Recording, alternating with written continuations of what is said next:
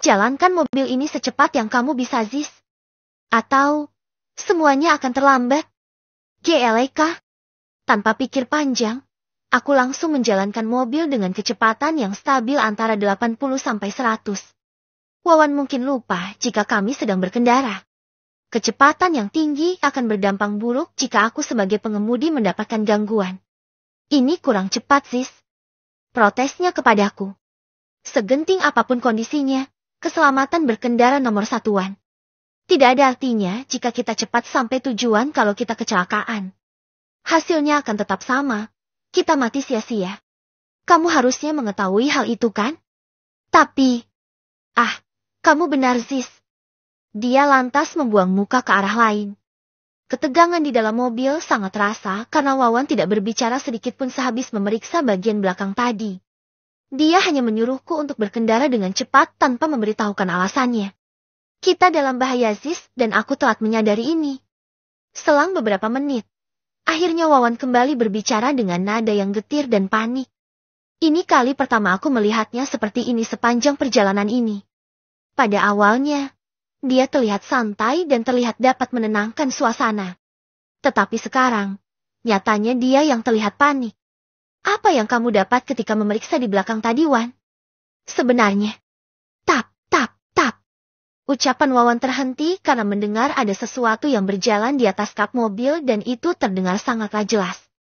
Kami berdua saling pandang dan menampakkan wajah bingung saling bertanya. Siapa yang berjalan di atas? Hening sejenak, tak ada pembicaraan antara kami. Suara tersebut seperti menciptakan suasana di dalam mobil semakin mencekam. Ereka. Untuk mengurangi ketegangan, Wawan menyalakan rokok untuk menenangkan dirinya, sedangkan aku membaca doa yang kubisa dalam hati. Jujur saja, entah kenapa kakiku lemas akibat suara-suara yang terdengar dari atas. Ini pertama kalinya bagiku mendapatkan gangguan seperti ini. Kamu masih kuatkan menyetir sampai Subang, Ziz? Aku tidak menjawabnya, tetapi hanya mengangguk saja. Tentu saja aku kuat. Menyetir itu hanya masalah fokus saja buatku. Sepertinya dia meremehkan kemampuanku. Baiklah, nanti di Subang biar kita bergantian.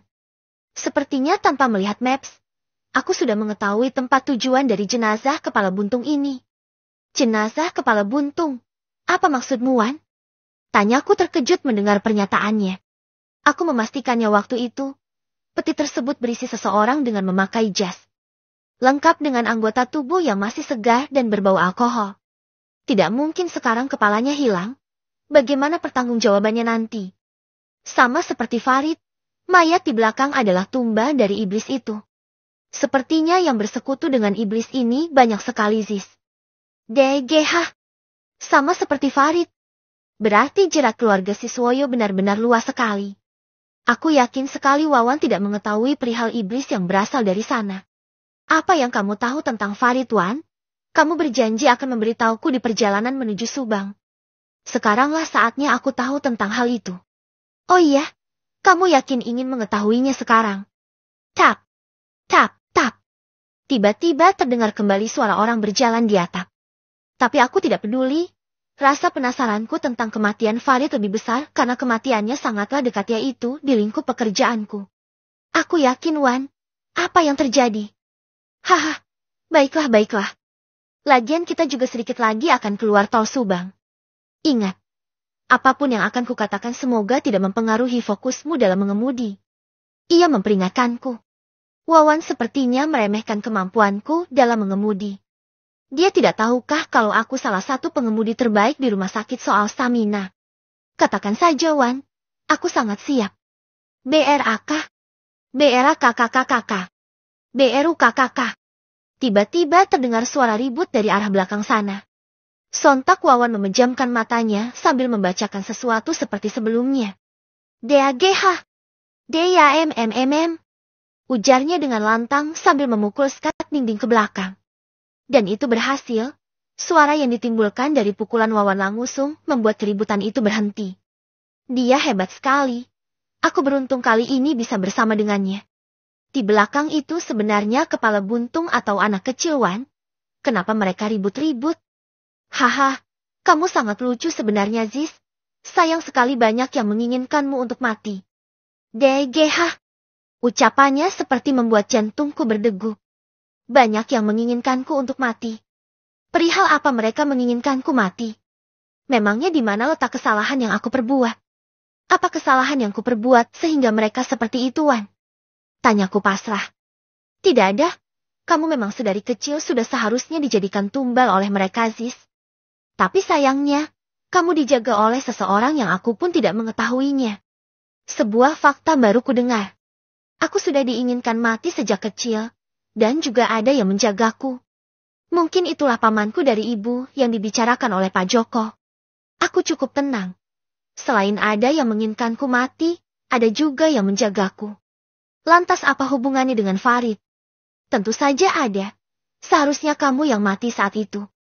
Karena kamu dijaga, maka mereka mencari penggantinya. Aku ingat betul ketika Farid di sampingku selalu mendongak ke atas. Sepertinya dia memang melihat sesuatu waktu itu. Tak lama dari itu, dia meninggal dengan kepala yang terpenggal.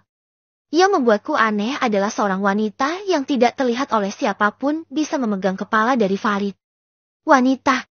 Sepertinya kalau Wawan hanya bisa menebak apa yang terjadi. Justru aku bisa melihatnya secara langsung melalui mimpi. Berarti, kematian Farid sewaktu aku melihatnya dalam mimpi itu nyata. Wanita itu pelakunya. Itu berarti, yang sedang kita bawa sekarang ini. Ya, kemungkinan besar juga ulah dari wanita itu, Ziz. Tumben sekali kamu cepat menangkapnya. Jeti, kematian Farid adalah pengganti tumbalku yang gagal. Peukah? Wawan menepuk pundakku. Sepertinya dia paham aku akan menyalahkan diriku sendiri akibat kejadian tersebut. Tak terasa, 2 jam lamanya aku berkendara dan kami sudah keluar dari tol Subang juga. Aku sudah bertukar posisi dengan Wawan untuk mengemudi. Aku menuruti saja kemauannya sebab sepertinya Wawan mengetahui sesuatu. SPLASSHHH.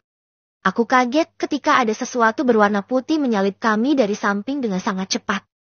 Itu apa, Wan? Tanyaku dengan gelisah. Aku juga tidak tahu, Ziz. Tadi itu sangat cepat sekali. Rangga Wulung. Aku baru mendengar tempat ini. Ujarku memeriksa tempat yang akan kami tuju. Tempat itu terkenal di kota ini, Ziz. Oh iya, karena apa? Mitosnya terdapat hutan larangan. Hutan larangan? Mungkin itu hanya alasan agar tidak ada yang mengeksplor hutan tersebut, Wan, sebab ada situs bersejarah mungkin. Itu juga yang kuheran. Mengapa alamat yang kita tuju berada di bibir hutan tersebut? Selagi kami mengobrol, secara tiba-tiba hening melanda. Tak ada kendaraan sama sekali yang melintas, bahkan rumah warga sekalipun tak ada. Semuanya tiba-tiba lenyap begitu saja. Aku menelisik kanan dan kiri jalanan yang sama sekali tidak kendaraan lewat. Padahal ini baru saja mendekati jam 12 malam. Apakah Subang sesepi ini di jam segini? Sebentar, Ziz. Ada yang aneh. Tidak ada kendaraan lagi yang lewat. Bahkan rumah warga sekalipun. Apa kita sudah sampai di bibir hutannya? Andai kita sampai, seharusnya masih bisa menemukan sesuatu. Bahkan, suara binatang malam seperti menghilang. Wawan benar. Tidak mungkin semuanya lenyap begitu saja. Ini semakin aneh dan tak jelas. Awas, Wan. Beera kakak. Tiba-tiba Wawan menabrak seorang wanita yang muncul di tengah jalan. Tetapi, dia tidak menghentikan mobil ini. Malahan, Wawan masih terlihat santai. Diam dulu, Ziz. Jangan bertanya. Aku sedang mengamati apa yang terjadi di sini. Ujarnya sambil mengangkat tangan untuk menghentikanku bertanya. DGH. Jantungku tiba-tiba berdetak keras tanpa sebab. Nafasku naik turun dengan cepat dan mulai merasakan resah. Mengapa semakin kita berjalan, semakin gelap juga jalanan? Mungkin kita harus berputar arah, Wan? Tanyaku menganalisa situasi. Itu juga yang ingin aku lakukan, Ziz. Kita coba menelusuri ke depan sedikit lagi. Coba kamu buka Maps. Aku membuka HP KU dan ternyata tidak dapat menggunakan apapun dikarenakan sinyal menghilang. Jejak Maps juga tidak dapat diakses. Tidak ada yang bisa kita lakukan, Wan. Sinyal menghilang dan akses Maps tidak tersedia. Jelasku padanya. Wawan mengganggu. Dia terlihat fokus ke arah depan.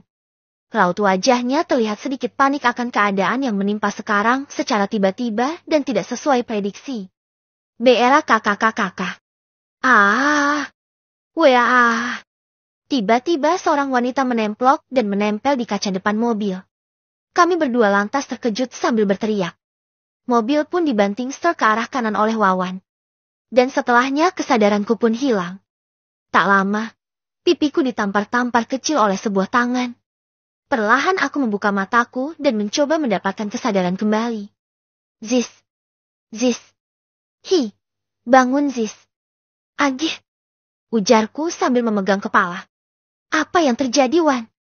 Wanita itu membuat kita terkejut dan aku membanting ke arah kanan Zis. Sekarang aku ingat apa yang terjadi. Ketika aku sedang mengobrol dengan Wawan. Di kaca depan mobil tiba-tiba menemplok sosok wanita dengan wajahnya yang rusak penuh nanah dan darah. Sebab itulah aku terkejut dan kehilangan kesadaran. Tapi Wan, kita sedang di mana? Tanyaku bingung karena kami tidak sedang berada di jalan beraspal. Aku juga pingsan Zis. Aku tidak tahu di mana kita berada. Setelah tersadar kita sudah berada di sini. Tempat ini sangat mirip dengan hutan. Ini di hutan. Aku lantas menoleh ke sekitar. Memang benar, pepohonan yang rindang dan dipenuhi oleh rumput tinggi menjadi bukti bahwa kami sedang berada di hutan. Tetapi bagaimana bisa? Mobil ini tidak mau menyala. Wawan terlihat kesal karena sudah berulang kali menyalakan mobil tetapi tidak mau menyala. Kita harus mencari jalan raya dan keluar dari tempat ini, Zis.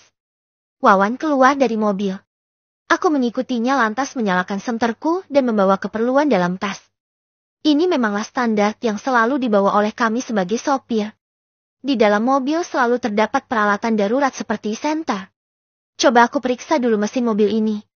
Wawan memeriksa mobil sambil aku meneranginya. Dia berulang kali mengotak-atiknya selama sekitar 5 menit dan beberapa kali juga berdecak heran. Bagaimana, Wan? Aku tidak tahu. Sepengetahuanku tidak ada kendala. Tetapi mobil tetap tidak mau menyala. Ayo kita cari jalan raya dan meminta bantuan Zis. Ajaknya sambil menutup kembali penutup mesin mobil. Di belakang ada senter satu lagi, Wan. Ujarku kepada Wawan. Kami pun segera ke belakang mobil untuk mencari sebuah senter. Setelah pintu terbuka kami melihat peti tersebut masih berada di tempatnya. Sepertinya mobil ini akan kami tinggalkan terlebih dahulu dan meminta bantuan nantinya. Sesampainya di dalam, Wawan mengambil senter sedangkan aku mencari sesuatu yang berguna untuk dipakai. Buka peti itu, Zis. Ucap Wawan. JLK. Aku menelan saliva. Aku takut, namun penasaran juga dengan isinya. Wawan mengatakan mayat di peti ini berkepala buntung. Apa benar yang dikatakan olehnya? Hah? Setelah menggesernya, aku terkejut karena sama sekali tidak ada jenazah di dalamnya. Apa-apaan ini, Wan? Apa yang terjadi? Aku menggeser lebih besar lagi penutup peti supaya terlihat jelas oleh Wawan. Celaka. Cepat kita pergi dari tempat ini. Bersambung.